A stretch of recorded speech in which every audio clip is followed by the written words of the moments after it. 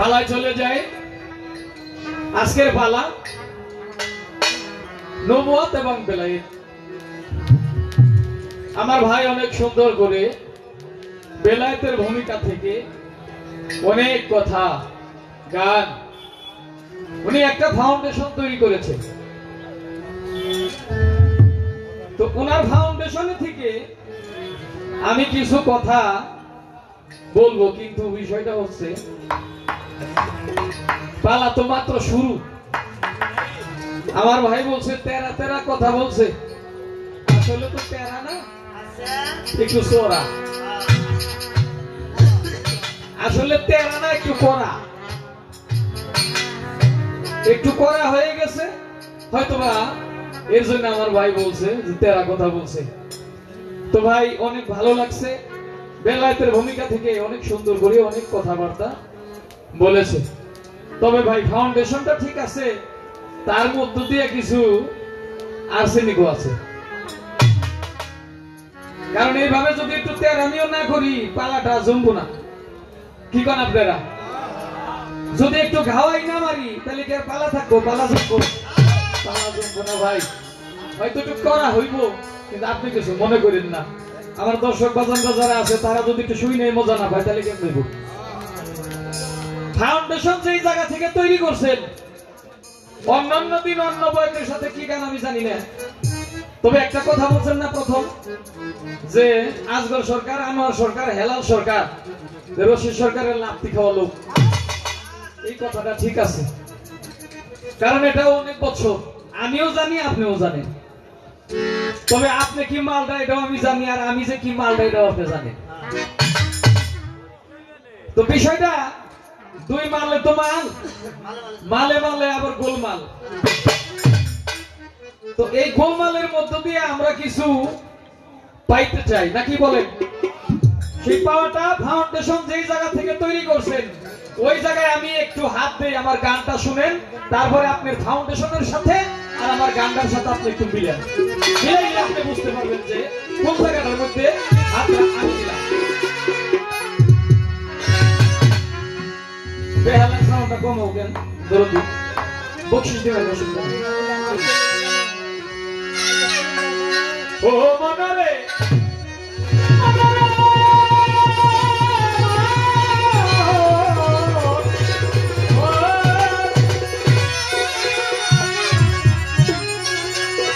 সর্বপ্রথম বলেছে নূর তৈরি হয়েছে প্রথম। এই নূরের থেকে অনেক ফাউন্ডেশন তৈরি করছে। আবার এমন একটা জায়গায় এসে প্রশ্ন করছে, ওই ফাউন্ডেশনের সাথে এই প্রশ্নের সাথে কতটুকু মিল এবং তাল, এইটা আমি আপনার খালি বুঝাইতে চাইতেছি। যদি নবী পয়দা না হইতো, কিছুই আল্লাহ না বানাইতো, না বানাইতো আসমান আর জমিন, আমার নবীর প্রেমে হইয়া মন্তরে বান্দা, নবীর প্রেমে হইয়া মন্তরে বান্দা, আমার নবীর প্রেমে হইয়া মন্তরে বান্দা, কইরা থাকা রাত্র দিন রে রাত্র দিন, বলি না কেন নবীজির, হইলি না কেন নবীজির অধীন রে পাগল, হইলি না কেন নবীজির অধীন পাগল, তারে তুই রাখি যাবি, হইলি না কেন নবীজির অধীন, হইলি না কেন নবীজির অধীন, হইলি না কেন নবীজির অধীন, তারে রাখি যাবি, হইলি না কেন নবীজির অধীন, হায় হায়, হইলি না কেন নবীজির অধীন। আমার কাছে প্রশ্ন করে পওয়াজগর সরকার, এই আসরে এই কথা জানিবার দরকার। বেশি কথা আমি বলবো না, আসরে দাঁড়ায়া শুনেন শুনেন হেলাল ভাই, আসরে বসিয়া শুধু একটা কথা জানাইতে চাই, এই দুনিয়ায় আসমান জমিন চন্দ্র সূর্য গ্রহ নক্ষত্র যাহা কিছু বলেন কিছুই হইতো না যদি না আসতো আবার আখেরি দেওয়ানা। নবী যদি না আসতো, আল্লাহ না বানাইতো, কিছুই হইতো না। সেখানে হইতেই এসেছে এই নবুয়ত করব বর্ণনা। এই নবুয়ত ওনার প্রশ্ন, সর্বপ্রথম আদম যখন এই দুনিয়ার মধ্যে আসেই নাই, ওই সময় নবী বলেছে যে আমি নবী ছিলাম। সেই জায়গার মধ্যে নবী কেমন ছিল, ওখানে এই নবুয়তের ভাবটা ছিল কেমন, নবীর দেহটা ওই সময় কেমন ছিল, এইটা হইল তার প্রশ্ন।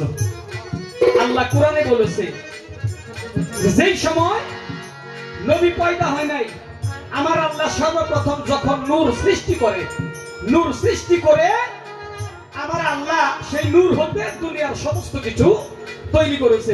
ওই সময় নবী কেমন ছিল আল্লাহ কোরআনে বলছে, কি বলেছে? ওই শব্দটা আরবিতে বলা হয় নাবায়ত, অর্থাৎ নাবা। নাবায়ত ওই সময় ছিল এই সৃষ্টির আগে। নাবায়ত, এই নাবা হইতে নবী, নবী যখন প্রকাশ পেয়েছে, প্রকাশ পাওয়ার পরে হেরা পর্বতের গুহায় আমার নবী সাধনা করেছে 40টি বছর। 40টি বছর অর্থাৎ 40 বছর উনি নবুয়ত প্রাপ্ত হয়েছে। উনি আবার কইবার পরে এই পুরাটি বছর অর্থাৎ 40 বছর কি হেরা পর্বতের গুহায় ছিল না, 15 বছর। তার মানে আমি কত বলতে যাব না, নবী এমন একটা পর্যায়ে এসে উনি নবুয়ত প্রাপ্ত হয়েছে। সেখানে আবার একটা প্রশ্ন রাখছে, দয়াল নবীর পৃষ্ঠদেশে নাকি একটা লেখা ছিল, সেটা আবার কি? ভাই ওই সময় যে দেহটা ছিল, এই দেহটা আপনি যে বলেছেন যে জায়গাটার মধ্যে যাইয়া যে এই দেশে যদি কেউ থাকে ওই দেশের খবর জানবো না, আর ওই দেশে যখন চলে যাবে তখন সেই আখিরাতের অর্থাৎ সেই দেশের খবর জানবে। অর্থাৎ আওয়াজ আখির জাহির বাতিন প্রত্যেকটা যুগেরই আমার নবী হচ্ছে সর্বমূল। আমিও তো কাহিনী কইতে যাব না, কাহিনী কইতে গেলে মানুষ বিরক্ত হয় নাকি বলেন? অত কাহিনী নেই, শুধু আমি একটা কথাই বলতে চাই, ওই সময় ছিল নবু অর্থাৎ নাবায়েত, তার দেহটা ছিল এমন একটা জায়গায় একমাত্র আমার আল্লাহ আর আমার নবী জানে ওই দেহের খবর। কারণ ভাই হাকিকতের কিছু কথা যদি এই যে চালাকি করে আমাকে জিজ্ঞাসা করেন অর্থাৎ মঞ্চের মধ্যে বলার জন্য, সেই দেহের খবরটা যদি এখানে বলা হয় আপনার ওই জায়গার মধ্যে অর্থাৎ একদম পীর মাশায়েখের কাছে যায় কিন্তু এই দেহের খবর তখন জানা যাবে না। এই শয়তানি করে প্রশ্ন করি না, শয়তানি করে প্রশ্ন করলে কথা বলতেও পারুন না, সমস্যার সৃষ্টি হয়ে যাবে। কারণ এমন একটা কথা মঞ্চের মধ্যে যদি বলি অনেক অনেক মানুষ অন্যরকম হয়ে যাব, কারণ অনেক আছে এখনো পীর ধরে নাই। আপনি যেই জায়গার মানুষ, আমিও তো ওই জায়গারই মানুষ। কারণ নবুয়ত হইতে বেলায়েত প্রাপ্ত যারা, ওই বেলায়েতের জগতের আপনিও আমিও পালা ছোট বড় এটা কোনো কথা না। কিন্তু আগে হইল নবী, আগে হইল নবুয়ত, নবুয়ত থেকে হইল বেলায়েতের সৃজন। নবুয়ত হইতে বেলায়েতের সৃজন। কিন্তু আমার নবী যেভাবে বেলায়েতটা মাওলা আলীকে দান করছে সেই খবরটা আপনি বলবেন, আর এই সৃষ্টি জগৎ থেকে আমার নবীর ফাউন্ডেশন তৈরি করে সেখানে আমি নবীর কথা বলবো, নবুয়তের কথা বলবো। এই জায়গার মধ্যে কিন্তু আপনি থাকবেন, শয়তানি করে প্রশ্ন করবেন। এইবার আমার কাছে একটা কথা বললো, জিজ্ঞাসা নবীর পৃষ্ঠদেশে কি লেখা ছিল বলিবেন এখন? অনেকেই অনেক কিছু কয়, আমি ওই দিকে যাব না, যেটা হক কথা ওইটাই বলতে চাই, করব তার বর্ণনা। যদি হক কথা বলতে যাই মার খাইতে হবে, আর মার খাইতে গেলে তখন বেলায়েত নবুয়ত কিছুই থাকবে না হবে। ও ভাই সেই কথাটা আমার দয়াল নবী একদিন যেটা লেখা ছিল হাদিস মোতাবেক একটা হক কথা বলি, সেই বিষয়টা আমার দয়াল নবী সাহাবা کرامকে নিয়ে এমন একটা জায়গায় বসেছিল মসজিদে নববীতে। যখন বসে আছে এমন অবস্থায় হঠাৎ করে ওনার মনে একটা বিষয় জেগেছিল, সেই বিষয়ের হাকিকত সব জায়গায় সবভাবে বলা যায় না। ওখানকার ঘটনা একটা এই দুনিয়ার মধ্যে এসে প্রকাশ পাইল। কি প্রকাশ পাইল? আমার দয়াল নবী সাহাবাদেরকে নিয়ে বসে আছে, এমন একটা সময় আমার নবী ওখান থেকে চলে গেলেন। হঠাৎ করে যখন চলে গেলেন, এখন সাহাবা کرام যারা আছে তারা আমার দয়াল নবীকে কেউ দেখতে পারতেছে না। তখন আবু হুরায়রা আমার দয়াল নবীর একজন ভক্ত আশিক, যিনি কাছের একজন সাহাবা। আবু হুরায়রাকে কেন আবু হুরায়রা বলা হইতো? তার নাম ছিল, অর্থাৎ বিড়াল বলতো, বিড়ালের পিতা। এই আবু হুরায়রা শব্দের আবেদনই করতো বিড়ালের পিতা। তো ওই আবু হুরায়রা আমার দয়াল নবীকে পাইতেছে না। হঠাৎ করে উনি আস্তে আস্তে একটা জায়গায় গেল। আমার দয়াল নবী কোথায় গেল? তাকে তো দেখতে পারতেছি না। উনি গেল কোথায়? কাফেরের উৎপাত, উনাকে একটু দেখার দরকার। কোথায় গেল আমার দয়াল নবী? হঠাৎ করে আবু হুরায়রা দেখতে পাইলো একটা খেজুরের বাগান। ওই খেজুরের বাগানের মধ্যে একটা খেজুর গাছ হেলান দিয়ে বসে আছে।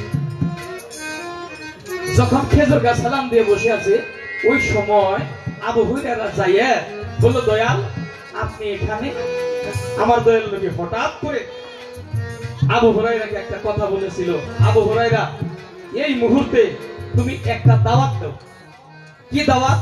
তুমি বলবা লা ইলাহা ইল্লাল্লাহু মুহাম্মাদুর রাসূলুল্লাহ। সকলেই বলি সাল্লাল্লাহু আলাইহি ওয়াসাল্লাম। একেবারে একটা হক কথা।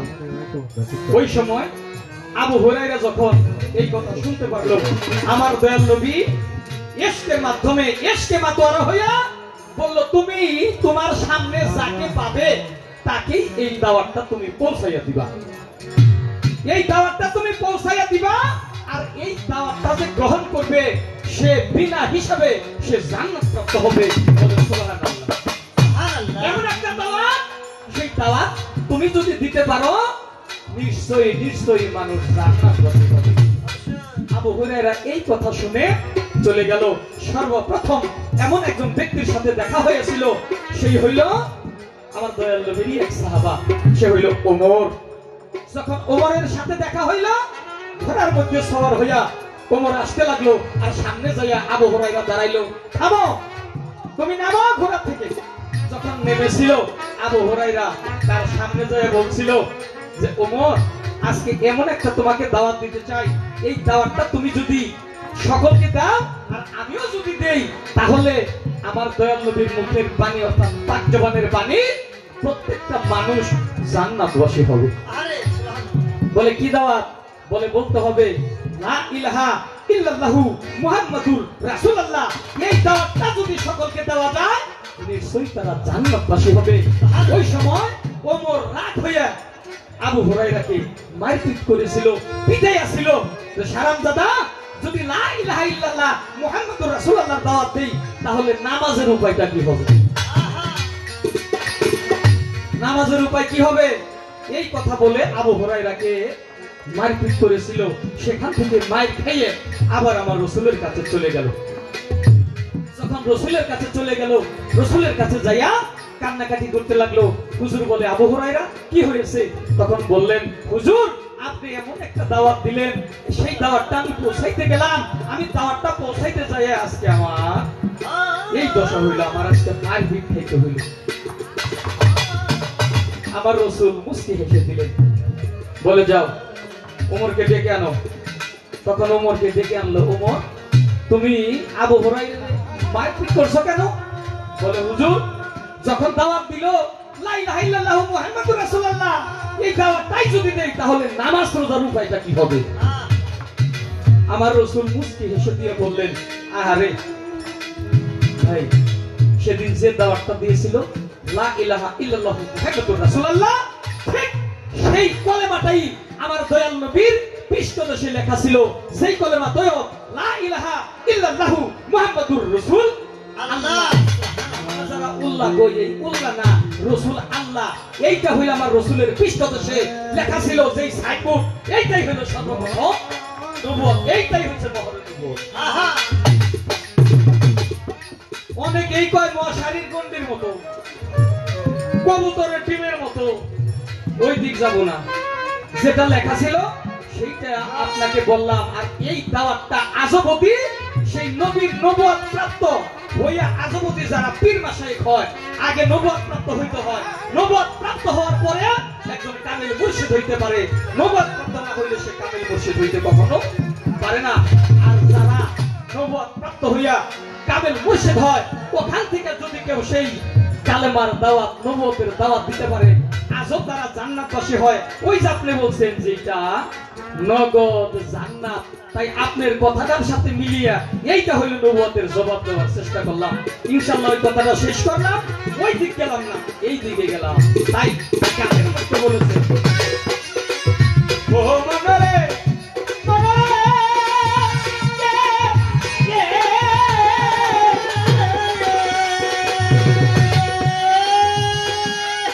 নবী পয়দা না হইতো, কিছুই আল্লাহ না বানাইতো, না বানাইতো আসমান আর জমিন। আমার পাগল রে, না বানাইতো আসমান আর জমিন। আমার পাগল রে, না বানাইতো আসমান আর জমিন। আমার নবীর প্রেমে হইয়া মন্তরে, আমার নবীর প্রেমে হইয়া মন্তরে, আমার নবীর প্রেমে হইয়া মন্তরে বান্দা হইলা থাকা রাত্র দিন রে রাত্র দিন।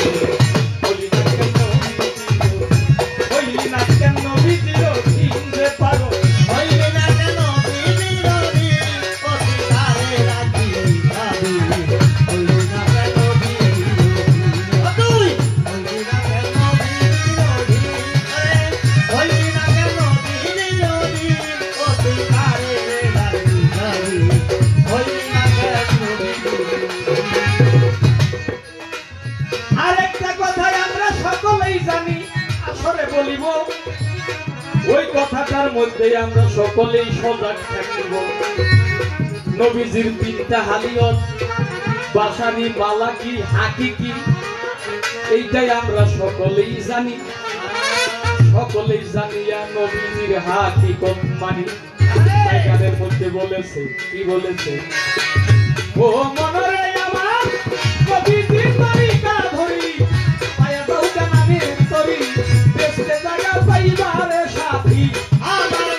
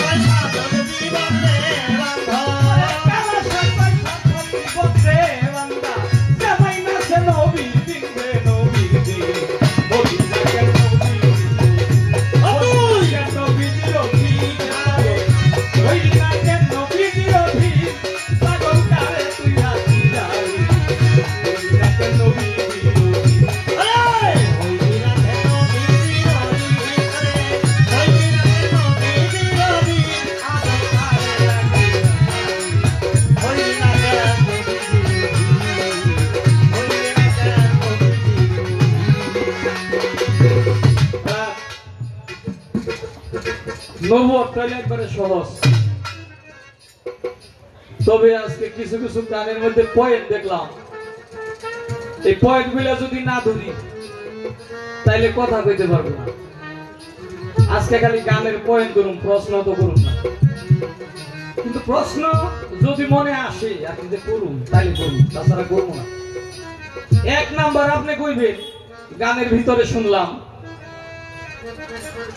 হায়ুন পাখির ভুনা খাইলে নাকি এই অমর হওয়া যায়।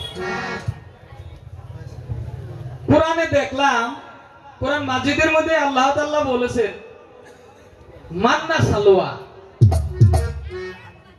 এইটার আবেদনিক অর্থ হচ্ছে হাড্ডিবিহীন লেপটানো মাংস। এইটা হইলো হাড্ডিবিহীন লেপটানো মাংস ভুনা, যেটা খাইলে নাকি অনেক কিছুই হয়। এখন এইটার সাথে আমি একটু মিলাইতে চাই। আল্লাহ কোরআনে কইলো যে হাড্ডিবিহীন লেপটানো মাংস, সেটা হলো মান্না সালোয়া। আর আপনার গানের মধ্যে পাইলাম হাইউন ভুনা মাংস। এখন এই যে মান্না সালোয়া আর আপনারটা হইলো হাইউন পাখির ভুনা মাংস নাকি? আপনি খালি কইবেন এই হাইউন পাখিটা এইটা সৃষ্টি কোথা থেকে, আর এই পাখিটা কতদিন পাললে অর্থাৎ কতদিন পোষলে ওইটা এই জবাই করে এটার ভুনা মাংস খাওয়া যায় নাকি? কোন এটা কতটুকু সময় এইটারে লালন পালন করলে এইটা ওই সময় লালন পালন কইরে ওইটারে জবাই কইরে ওইটার মাংস খায়। এখন এইটাতে কাঁচা খায় না পাকা খায়, এটা কম না। কারণ এটা কম না কিসের জন্য? উনি কইছে যে ভুনা মাংস তার মানে পাকাইয়া খায়। শুধু এতটুক জানার বিষয় যে কতটুক বয়স হইলে ওনার ওইটারে লালন পালন করলে এই ভুনা মাংস কইরে অর্থাৎ খাওয়া যায়, উপযোগী হয় নাকি? এই একটা পয়েন্ট গানের মধ্যে থেকে পাখি কোন জায়গা পাওয়া যাবে ওটা উনি কইবেন, ওইভাবে প্রশ্ন করতে নাই রে ভাই। একটা আরেকটা হইছে মসজিদ ঘরে একটা বিষয় বলছে যে মসজিদ ঘর থেকে মসজিদ ঘরে সাধনা করো আর ওই যে দরবার থেকে বাইরে আসো নাকি? দরবার থেকে বাইরে আসো, মসজিদ করে বসো, এই জায়গার মধ্যে অনেক কিছু পাওয়া যাইব। এখন দরবার থেকে যদি বাইরে এসে ওই মসজিদ করে যায়, সেই মসজিদ ঘরটা এই মানব দেহের মধ্যে যদি থাকে তাহলে দরবারে বসে আছে সেখানেও তো মসজিদ আছে, যদি মানব দেহের মসজিদ থাকে। আর যদি মানব দেহের মসজিদ ওইটা সাধনা না করে তাহলে সেই মসজিদটা কোথায়? কোন মসজিদে যাইয়া উনি দরবার থেকে বাইরে সাধনা করবো? এই মসজিদটা কোথায় জানার দরকার না? জানার দরকার। কারণ বেলায়েতের একজন ভাবের মানুষ পাইছি, এই পয়েন্টগুলো যদি না ধরি তাহলে আপনারা কিছু বুঝবার পারবেন না, জানবার পারবেন না। এর জন্য এই পয়েন্টটা ধরলাম। এখন পয়েন্ট আছে বহুত, এত পয়েন্ট তো ধরা যাইব না, তবে জানা ধরলি নয়। দুইটা পয়েন্ট ধরলাম, এটা কিন্তু প্রশ্ন না ভাই। সংক্ষেপে সংক্ষেপে এই প্রশ্ন এই পয়েন্টগুলো দিয়ে যাইবেন, আর প্রশ্ন হইল পরে, প্রশ্ন করবো না। কারণ গানের মধ্যে বেশ কিছু কথা পাইছি, ওই বিষয়টা জানা পারলেই ভালো। এই কথাটাই জানার দরকার। দুইটা পয়েন্ট রাখলাম। বেলায়েতে স্বয়ং রব না কেন? বেলায়েতের মধ্যে স্বয়ং রব গানের মধ্যে বলছে। এখন এই যে স্বয়ং রব রাজা, এইটা এই বেলায়েতের কোন কর্ম কইরে তারপরে বসলে সে স্বয়ং রব হয়ে যায়? সে একজন মানুষ, সে এইটা দাবি করবে যে একজন রব, একজন রাজা, সে কখন দাবি করতে পারে, কোন সময়, এই সাধনা কতটুকু কইরে এরপরে নিজে ওইটা দাবি করতে পারে, রব দাবি করতে পারে। এই তিনটা পয়েন্ট রাখলাম, শেষ। আর প্রশ্ন করবো না।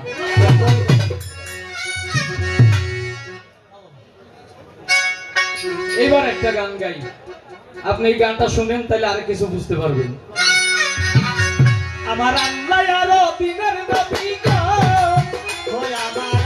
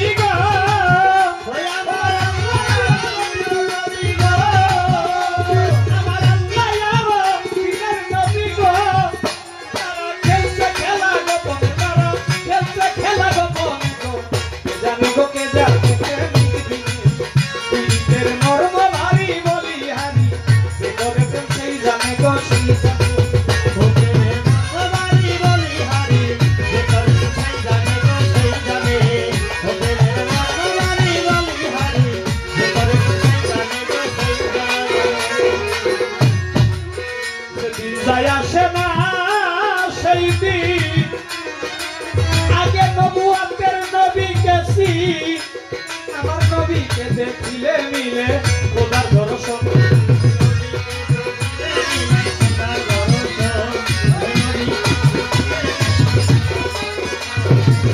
সেদিন যাই আসে না সেদিন আগে চিনতে নবীজি 99 নামের মনে হযরত ইয়াসিন হাইরে নামের মাঝে হযরত ইয়াসিন হাইরে 99 নামের মাঝে হযরত ইয়াসিন আয়াত বুঝতে পারলে দেখিতে পাইলে আয়াত বুঝতে পারলে দেখিতে পাইলে আয়াত বুঝতে পারলে দেখিতে পাইলে নবী কোন সূরায় আছে কোনখানে কোন সূরায় আছে কোনখানে করতে সেই জানে গো সেই জানে ওদের মরবা ভারী বলি হারি করতে সেই জানে গো সেই জানে মরবা ভারী বলি হারি করতে সেই জানে গো সেই জানে ওদের মরবা ভারী বলি হারি করতে সেই জানে গো সেই জানে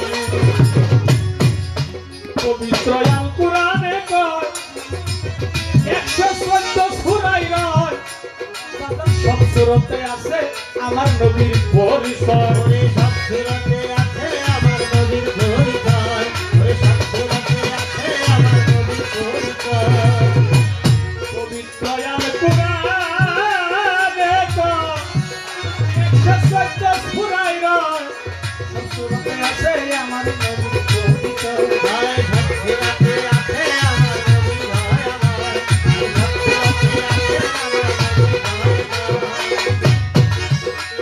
আয়াত বুঝতে পারলে দেখিতে পারে আয়াত বুঝতে পারলে দেখিতে পাইরে আয়াত বুঝতে পারলে দেখিতে পাইরে কবি কোন সূরায় আছে কোনখানে কোন সূরায় আছে কোনখানে করে তো সেই জানে গো সেই জানে নিজের মর্ম ভারী বলি হারি করে তো সেই জানে গো সেই জানে নিজের মর্ম ভারী বলি হারি করে তো সেই জানে গো সেই জানে নিজের মর্ম ভারী বলি হারি করে তো সেই জানে গো সেই জানে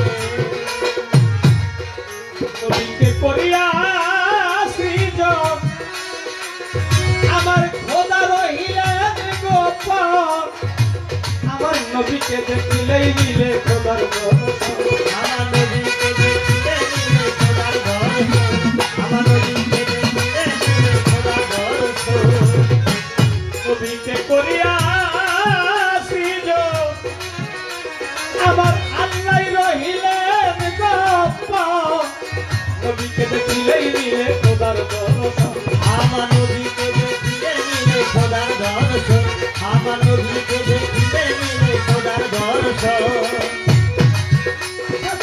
আবুল কয়ই কুকুরির পরিয়া